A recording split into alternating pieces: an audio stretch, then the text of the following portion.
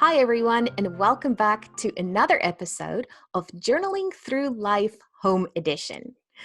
Today's special guest is Marsha. She is a speaker, author, and business coach, and she is going to tell us exactly what that means. Well, thank you so much for having me. Honestly, this is just great to be here. My name's Marsha, and I have probably for the last 5 years been involved in more of the speaker, coach, and author realm. And I spent a lot of time in the life coaching. I still do some life coaching, and I've really jumped into business coaching in the standpoint of helping women, not just women, men and women, helping them with their stories. And that sounds like, what is that? It's literally like teaching people how to take radical responsibilities of their stories in order to change and create massive actions. So I have a lot of women that I work with have very difficult shame stories that they feel very called, that they are meant to do something with them, but they don't even know where to start. And our stories don't define us. We let them define us when we stay really small and let shame take the wheel. But when we step forward and learn how to do something with the lessons that we've learned in them, we can actually create very positive impact in the world. And that is what I love to get behind. That's amazing. Thank you so much. And you're absolutely right. Our stories do not define us. However, it is an integral part of who we are. So in order to really move forward, and that Yes. shame component is huge, right? The shame. The shame I'm seeing, the shame is huge because we perceive that we don't want anyone to know what we're going through. And to say that we are struggling is almost a sign of weakness. And it's the complete opposite. Now, let me clarify, like if you want to change shame, you have to give a voice to it. And that means it just, as soon as you start to speak, shame has nowhere to go. So empathy comes involved and people are allowed to connect. And that's where vulnerability becomes the piece of it, is that we are allowed to connect to each other. But most of the shame that we feel comes from the shame that we create ourselves. It's not necessarily what people are doing to us. Because I love the example that, say, for example, you shared a vulnerable story and you said, but this person was really awful towards me. And I felt a lot of shame, which happens. Some people will do that. My motto is always, is that a person that I would ever invite over to stay at my house, have dinner and visit with us? No, doesn't matter. Like it doesn't matter. Don't put your stock investment in people that you wouldn't even have a conversation with. Like that doesn't matter. So shame, a lot of shame is what we create ourselves. And I really speak a lot about shame, but since COVID, I've seen a lot of self-shaming. I've seen that to be amplified times 10,000. And it's that I'm not doing enough. I'm doing too much. I'm not doing a good job as a mom. I'm not doing a good job at work. I'm not purging my house enough. My neighbor's doing this. I'm not doing this. It's insane, this cycle of it is. So this self-shaming, if you really stop and look at self-shaming, it's brought on by self. So the only person who can change it is ourselves. So it's not anyone else. We're doing it to ourselves. So I really like to break down that component of shame, because when you realize that if somebody's giving it to me that I don't care about, who cares? And B, if I'm doing it to myself, I can change it. It's actually not as big of a deal as what we think it is. It's just learning how to move through it and let go of the hold that it has on us. I absolutely love that. And like you said, especially now that we are in our homes, and I feel like even if the external environment is very judgmental, our own judgment it's that self-sabotage thing, right? You really cannot move forward. You can't. And I love that you said the word judgment. And I love that because my own opinion on judgment is there's no one who judges us more than we judge ourselves. So again, who cares what Johnny and Kathy down the street, sorry, Johnny and Kathy, but what they say, because who cares? Like, it's like if you really think about it, think of some of the worst things that you've said to yourself. Has anyone else said something worse? Like, I know I've cut myself up way more than what an actual person has said. So that's our own judgment of ourselves. So we are the issue a lot of the times. And I think if somebody did say that to you, you might just want to reconsider that relationship altogether. You might just want to really take, stock and Oh, I don't need a fun like that. Like, I don't need that. So again, I'm not trying to make light of it, but I am, in a sense, because then you can see it's something we can change. Absolutely. And I think when change happens, people are sometimes afraid, and it brings anxiety because what is that saying? It's the better the devil you know than the one you don't, that type of thing. Yes. I can't remember exactly how that goes, but yes, you've got the concept. Something like that. Yeah, you got the concept right there. But so a lot of times people will say, well, that's really hard. And I say, it is hard, but staying the same is hard. You just get to choose which hard you want. You still have a choice. You always have a choice. Yeah. And that is just becomes a very empowering way of looking that, wait, you know what? Crap, this is back down to me again. Like, I can make the change. That's what radical responsibility is to me. Is that we can take ownership of creating that change. We have a choice. We absolutely can. And right now, in this time, like, I don't know why. I'm going to speak to the women for a second, because I have had a number of conversations with women in the last week. I don't know why we think we have to work full time. Now we're going to homeschool kids full time, and we're going to have, our house is going to be purged top to bottom. And now we are going to be eating, like, you know, our square meals and everything a day. Oh, and rest and exercise and take care of ourselves. Like, the one person who I spoke to on the weekend, she's like, I don't think I can do it. I'm like, you are right. Like, you are absolutely right. It's not even possible. Like, it's not possible. So something has to go. So it's just this pressure that we're putting on ourselves right now in a time like this. It's just, it's already a high energy pressure time that we don't need to add more to ourselves. In fact, I think we actually have to take things away. I completely agree. And just today, I had a conversation with one of my kids' teachers, and they've just been sending us stuff and stuff and stuff. And she's like, how do you feel about this? Do you feel overwhelmed? I'm like, me personally, not really, because I like to have a choice of what I'm going to do. And I'll be honest with you, we're probably not going to do like 80% of the stuff that you sent us, because life and, you know, it's really hard. And she was like, absolutely, please, that is what we want parents to do. So again, bringing it back to that choice, I made the choice to say that, you know, you can send me all this, and I think it's fantastic, and I appreciate all of the work that they're putting into this. Of course. But realistically, I'm not a classroom. Realistically, I am not a teacher. I'm doing my best so that they, you know, I'm sure don't you drive are. me people, but Oh yeah, no, and again, the teachers are doing their job. That's what their job is. Their job is to get the information to you. That's their job. So they're doing their job.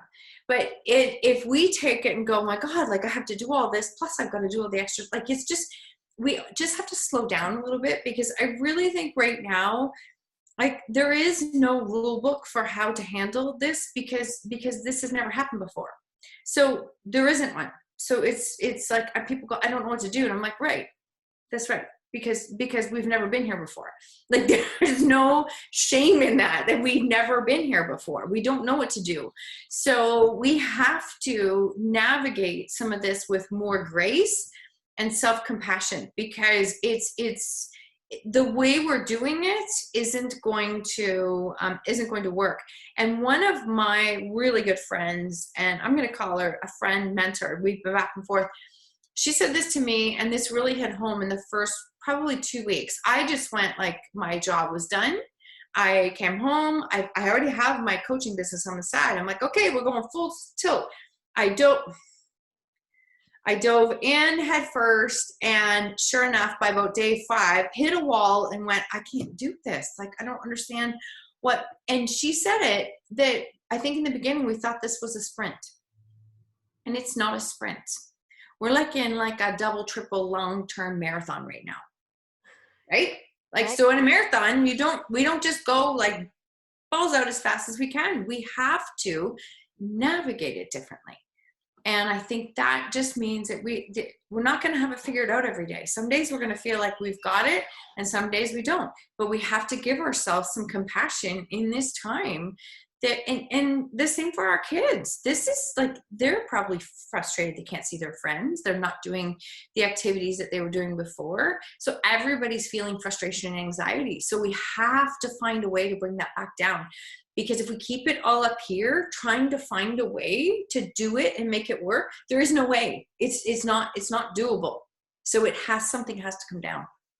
Absolutely. And I think a really important thing that you said is, you can't keep it all up there. And I feel like if the towers have to come down, we have to build on new foundations. And you can't build something new if the old things are still up. What structures do you have in yourself, your own ideals, your own perception, your own feelings, emotions, the people you surround yourself with? Fair enough. Now it's kind of tricky to not if you're in the same Thank house. God for Zoom. Yes.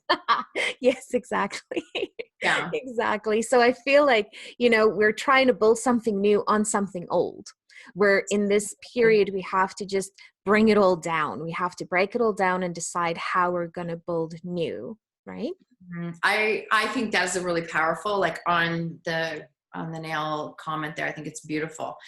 I think that breaking it down and creating space really makes people uncomfortable though.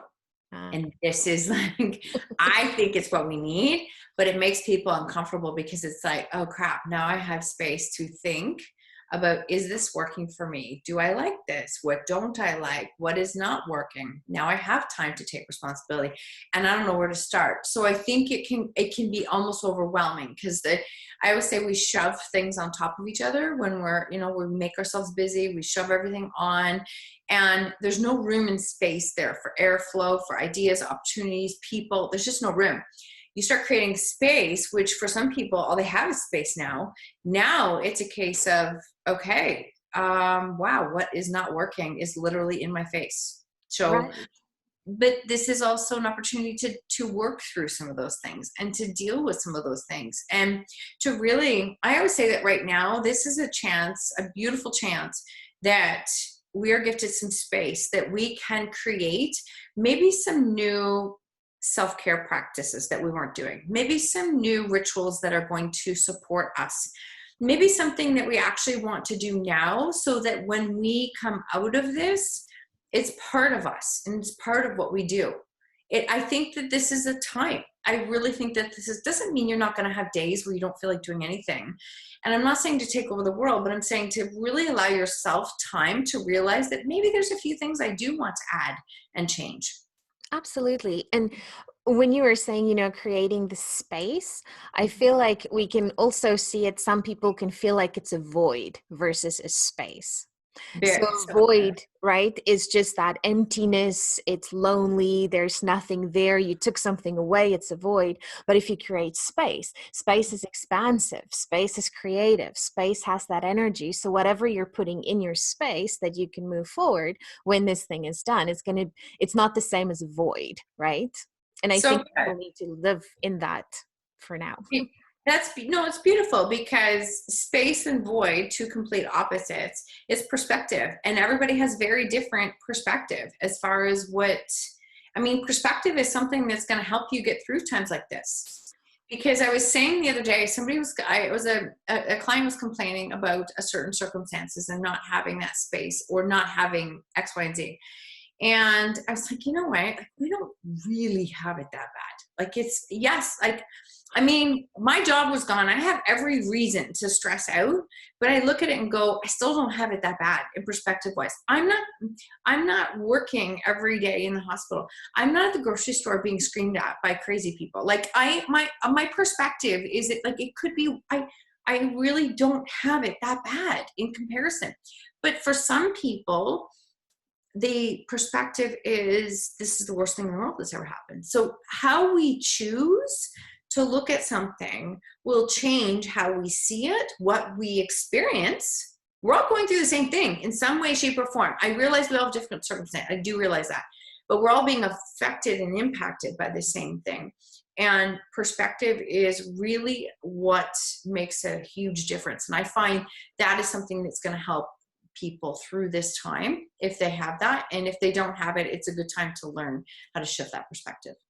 I love that. And especially, perspective is also the questions that you ask. So the book that you wrote, when she stopped asking why, I think that is so powerful. And if you don't mind just elaborating on that perspective on situations that you're in and you're like, oh my goodness, what am I supposed to do now? Not at all. I don't mind at all. I was a parent who dealt with teen substance abuse. And I decided to write a story from my perspective, me as a parent, and what did I go through, and what do we do when our plan, whatever that is, doesn't go according to plan, which is never. So just so we all know, just being real, because it's perspective, right? Again, don't make the plan, because it will change and morph and grow in a number of different ways. So when I finally decided to write a book, I didn't know what to call it. And my publisher at the time was like, you got to think about what was the turning point? What was the shift for you? And I remember being out for a walk one day, and I don't know what, something just dawned on me, and I went, oh, when she stopped asking why. That was the change. For me, the why that was my navigating. That was like my GPS for like years, was like, why? Why us? Why them? Why me? Why? Like, why? What did I do wrong? Why? And why, what we don't realize, is a victim question. And so a victim question keeps us stuck. Not only does it keep us stuck in one space, what it does is it stops us from looking for solutions, for open.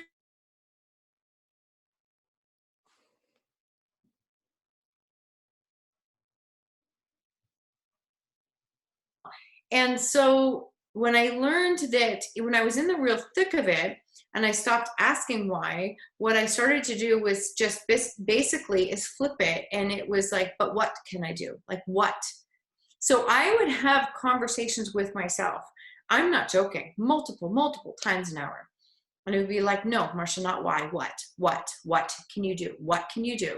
And sometimes all I could do, understand, what doesn't mean, what do I do differently to change someone else? That's not what means. What means, what can I do to create change within myself? And so what could I do would be like, what could I do to shift my energy, to change my mood, to how can I get out for a walk? Who can I call? What can I do? And even when it came down to making calls and connecting with people, it didn't mean I wanted to call people and let's just bitch and complain about where life is at. I didn't want to do that. I did for a while, but I didn't want to do that. It was like, who can I connect with? Who can help me to shift that? So I have, I've been super blessed because I have allowed that to come into my life. I will say that is that some of the most incredible people I've met on this journey in dealing with this. And that's because vulnerability allowed me to open up and allow those people and connect with them. So they're there waiting for you to show up and be seen. But if we're not allowing ourselves to be seen and create space again, then we don't see them. And so I can say I'm super grateful for that. What I was going to say is that I worked on doing that on a regular basis, like not why, ask what. And if I couldn't change my own thinking, I called my lifelines. I call them lifelines. It's like, hey, do you have a minute? I can't shift this myself. Not, can we get on the phone and bitch? It's like, I can't shift this myself. Could you help me with that? And that thinking really helped me, but I would do the same for all of them too. So I'm beyond grateful for who I have in my life, but I created space for that to happen. So changing my questions from why to what has served me every day for years, every day. And it's like, it's a constant change. So do I think that is applicable right now? 1,000% yes. 1,000% yes. Right now, I'm going to say this, that as society, we are truly coming face to face with the first time that we can see that we don't have any control. And we never had it, just in case you're wondering. It's not that it just, we really don't have control. And we're seeing it. And it makes people uncomfortable. I have experienced this many times in my life, in the situations that I have dealt with. And so it's like, okay, job's done. We're closed. What do I do now? Like, what do I do next? And that became the thing, is like, what? Just dive right in.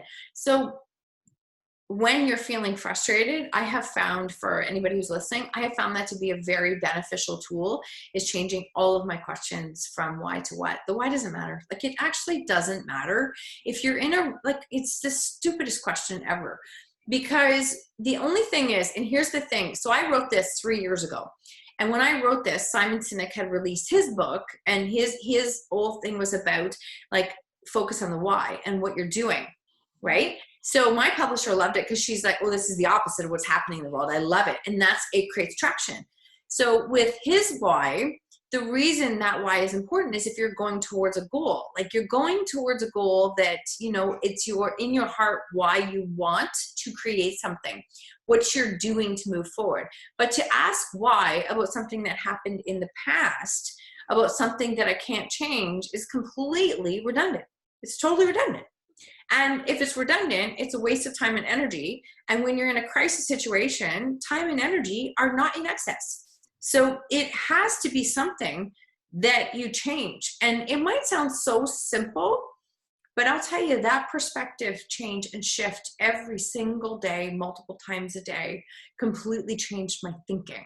And it was really, really powerful for me to learn how to take full, radical responsibility, ownership for myself. Thank you so much for sharing that. Absolutely insightful. And I liked how you said when you called your lifelines. I like that. Is that like the Who Wants to Be a Millionaire, right? It's like, It's exactly, that's what I think I actually made a joke about that's where it came from. It is, it's my lifelines. And you know what? Here's the thing. A lot of people don't think they need lifelines. We all need them. We all need them. Why do we think we have to figure this all out by ourselves? I know why. Because when life is the most difficult, we stop asking for help. I'm going to do it myself. I'm going to figure it out myself. And then all of a sudden it's like, dang, I'm alone and I don't know how to, but wait, I did that. We're back to us again, right? Right. We are doing that. And the cool thing is it's not about blame, but when we own that, we realize we can change that. We have the power to change it. We're just not choosing to use it.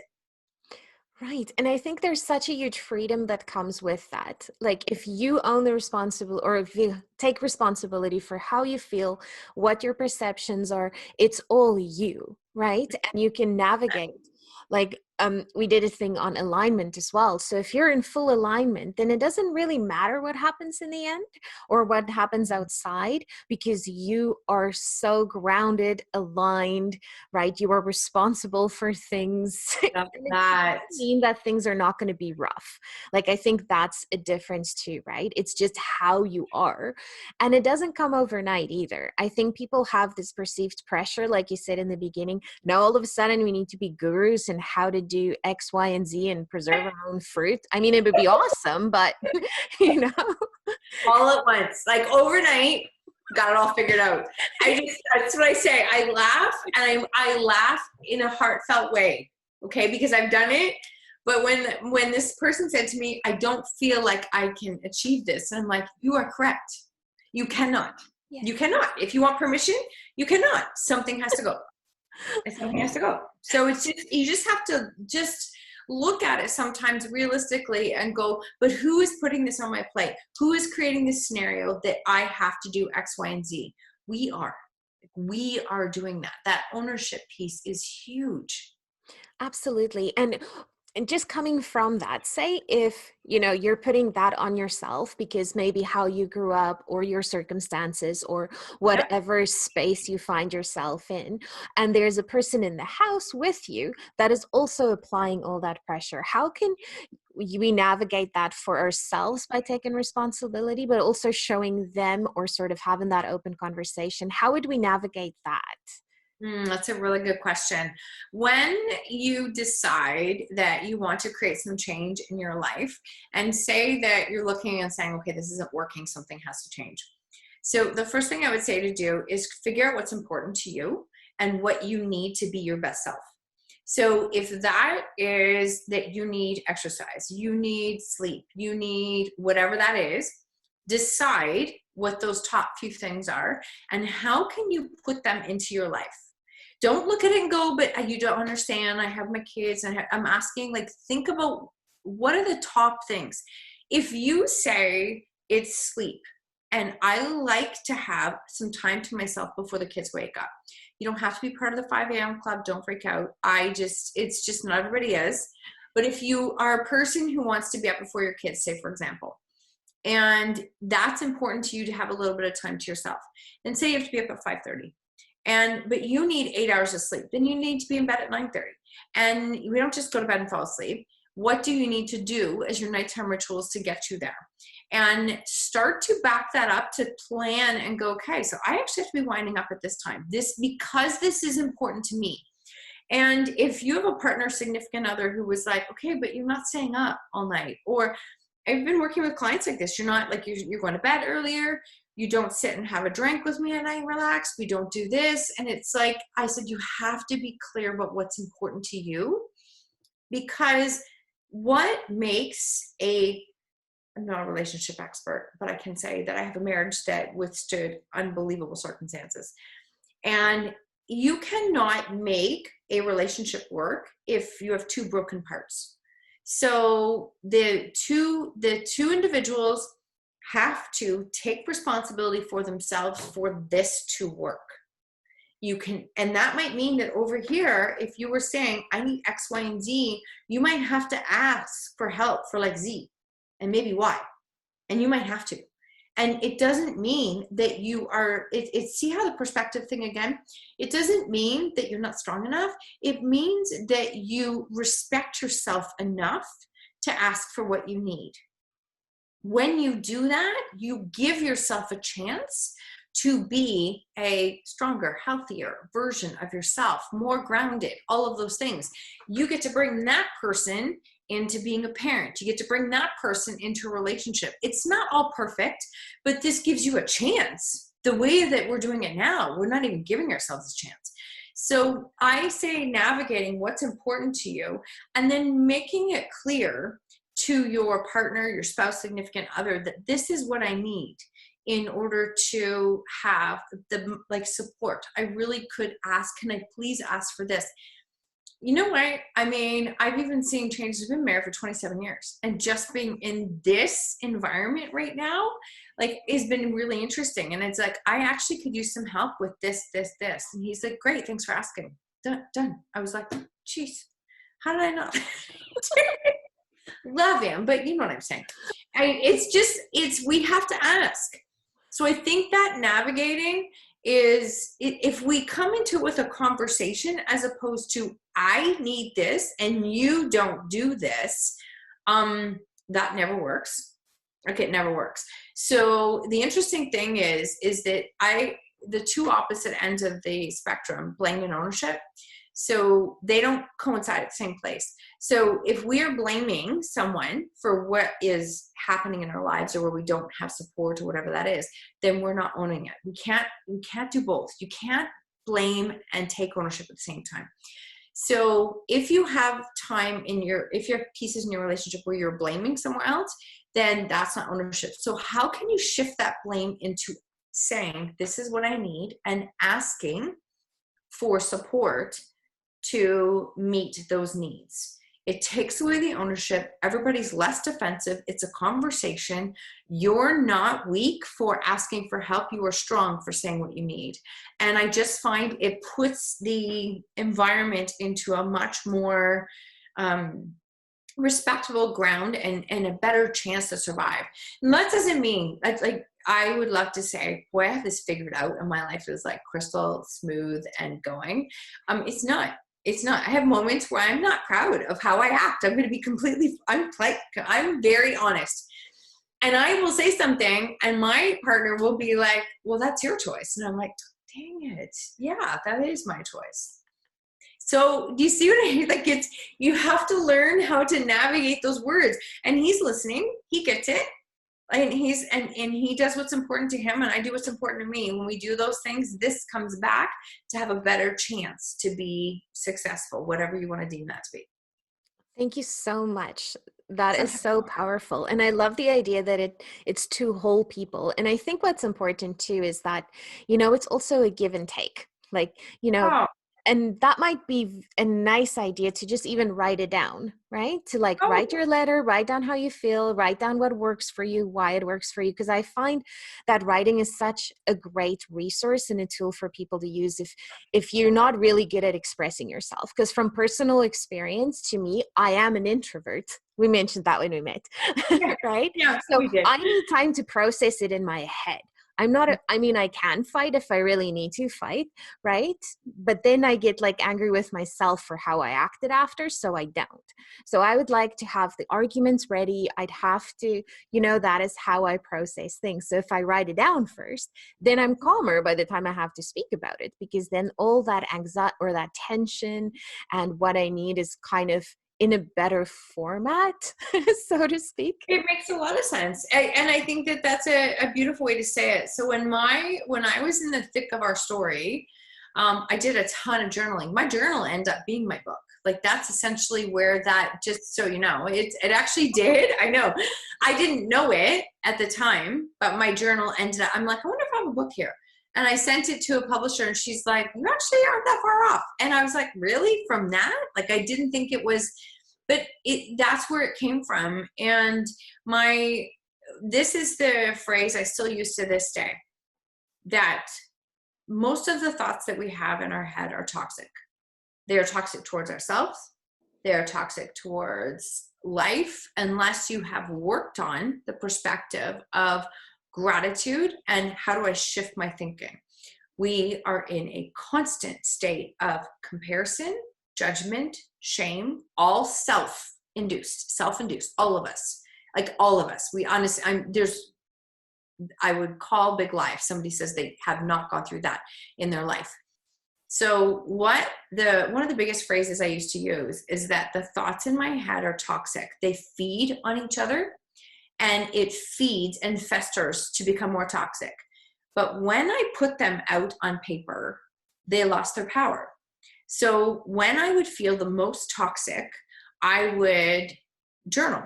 And for me, in my early stages, that meant like every hour, because I was a toxic mess. I had failed as a parent, a spouse, a person. I had failed. That's how I saw myself. I literally was like, I couldn't imagine allowing anyone to talk to me the way I talked to myself. It was that bad. And I know that I'm not alone. I know that. So I couldn't imagine anyone talking to me that way. So what I had to do was find a way to get the thoughts out of my head. And I started to realize, just from reading some of the science of it, I'm a bit of a science geek, is the fact that like it is just, I think it's 86,000 thoughts a day, and like 80% of them are the same as yesterday. So if you have a very toxic train of thought, then it repeats and festers. So you have to break, if you want to change what you're doing, you have to break patterns. And when I would allow myself with journaling, I still to this day, when I'm having a hard time, I'm like, okay, it's time for a journal dump. It's time for a journal dump, brain dump, whatever you want to call it. And I will dump out what I'm feeling. Now, I don't censor it and I don't filter it, because it has to come out. And I will write it and dump it and dump it. And then I look at it and I'm like, oh, that's ridiculous. Like, that's ridiculous. What are you talking about? Like, why are you talking like that? She was like, it's ridiculous. But then I can see it and go, okay, so let's shift that again. Like, how do we shift that thinking again? You got to you can't build on towers that are there. People say, and I'm so glad you actually brought this up. Sorry if I'm ranting, but I just really want to add this, is that it's all you have to do is put good stuff in. Well, I disagree. I actually disagree. People say you just have to listen to the right books, listen to the podcast, you can change your thinking. I actually totally disagree on that. I think you have to get rid of what is not working and change the patterns and then put the good back in. So it's no different than if I have horrific eating habits and I try and beat myself up training 2 hours a day, 5 days a week. They go together. I have to change what isn't working before I can add new things in. So I just think that that's really important. So that journaling trick, I didn't forget about it, but I just realized how much I did it then. And now it's a lot of times I can change my thinking in the moment. But being honest, there's been a number of days during this COVID break where I'm like, okay, so I feel like I'm a bit of the caterpillar right now because my identity is totally changing. I'm becoming more of this. I'm becoming more of this. I'm changing what I was because I can't right now. And this is just the way life is. Trusting the process. And that's a lot for the body and brain to go through. So I have days where I wake up early and I just give myself a half an hour. I just dump whatever I'm thinking on, get it out, and then I go into gratitude.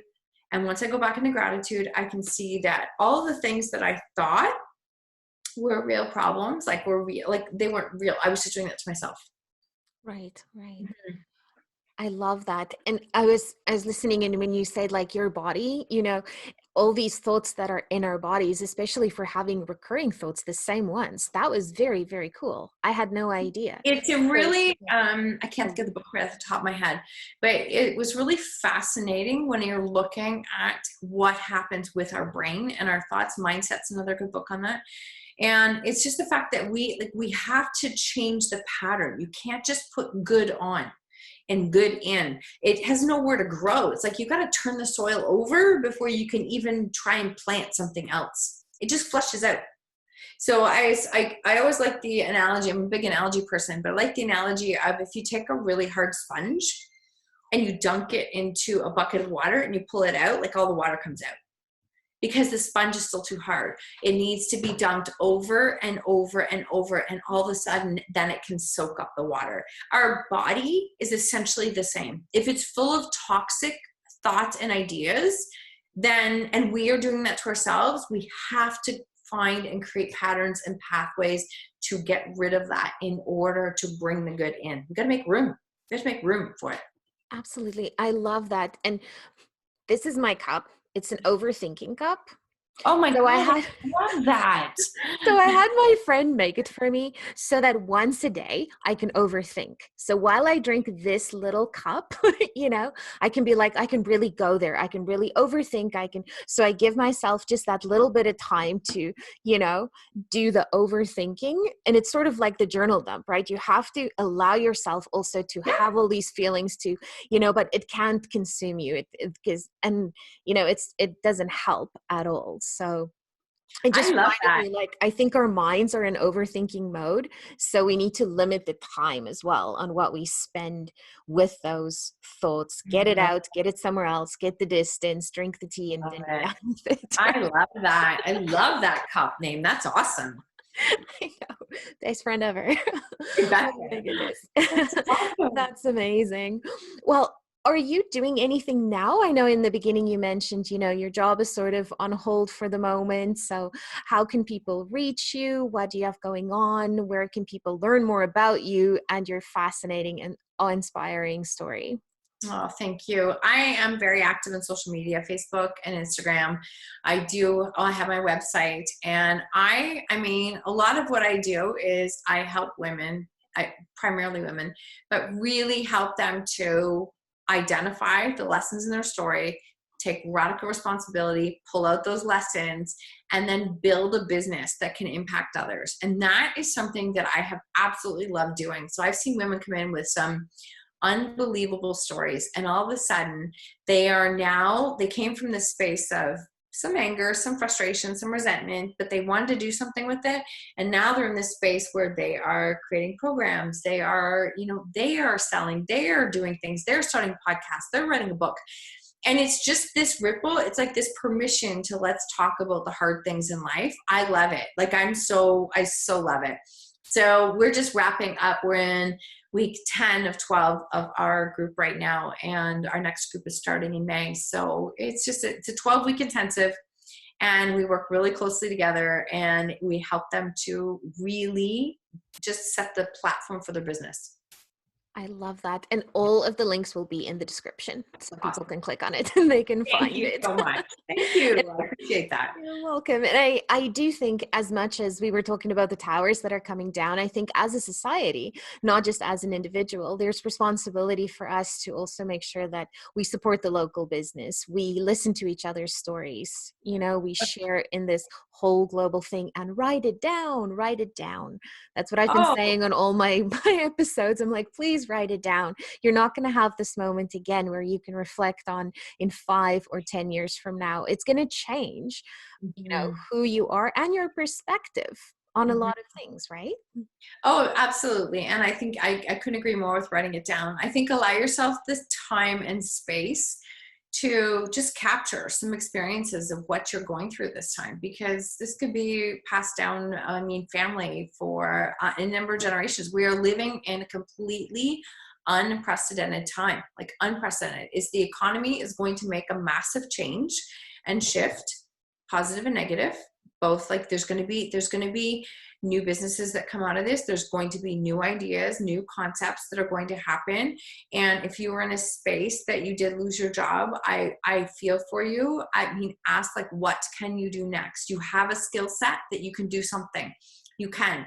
If you don't know the technology, none of us did. I always say my business partner, my best business partner is Google. I'm serious. Google is my business partner.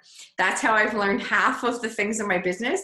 So I know it's stressful, and I know this can be I'm not making light of it. I know it can be really difficult to go through this kind of change, but allow yourself time to be successful with it. And like really honestly take this as a space that what can you do? Who do you want to be coming out of this? Like, who do you want to be? And where can you give more kindness? Where can you put more into self-care? Where can you listen to what it is that you love doing? Like maybe it's a job you hated and you've always wanted to do something else. I don't know. But start asking more what questions, and more what questions will open up doors for opportunities that you didn't even see 2 months ago. So just ask them. They might be there. Allow yourself to be vulnerable. Keep asking, and know that this time is here to teach us a lot about ourselves and each other. It really is. I love that. What a positive message. Thank you. And while you were talking, I got this image of, we can either feel trapped in our houses or we can make it a space of creation, right? It's That's absolutely beautiful. our perspective. It is. It's always our perspective. I mean, yes, it's always our perspective. Always. Oh, that is fantastic. Marsha, thank you, thank you, thank you. This was an absolute pleasure. I will absolutely put all the links where you can get Marsha's book, where you can sign up. Is there still spaces available? Can people still Yes, sign there's up? some spaces. I'm just releasing and opening up the doors now. So I just finished all of the sales pages and everything today. Totally not my wheelhouse, but they're all done. So, right? We don't know. We ask for help, and it's there. So yes, it is just opening up again, and we're finishing up with the group that we have now. So it's a really special space. It has been a unique setting right now with COVID, where we've been able to, a lot of people, I feel sad in the sense that some people said they feel the most disconnected ever. I feel very grateful in the sense I've had, opportunities, I've had Zooms, I've had connections with people that I would not have met. And so I'm grateful for that. I'm very grateful for that. So yes, everything is available. It will be opening up as of Friday. It'll be completely wide open for enrollment or for calls. I do schedule calls to see if it's the right fit for people, because it is a pretty intensive course, but it's meant to be, because I want to create change. I want to create change and help you create change. So, It sounds absolutely fantastic. Thank you so much. And thank you so much for your time. Stay healthy, stay safe, and Absolutely. we'll chat again real soon. Awesome. Thank you so much. Be sure to sign up at journalingthrough.life, where we have special journals created for the COVID-19, as well as an option to create your own journal with your personal entries. Keep journaling and keep growing.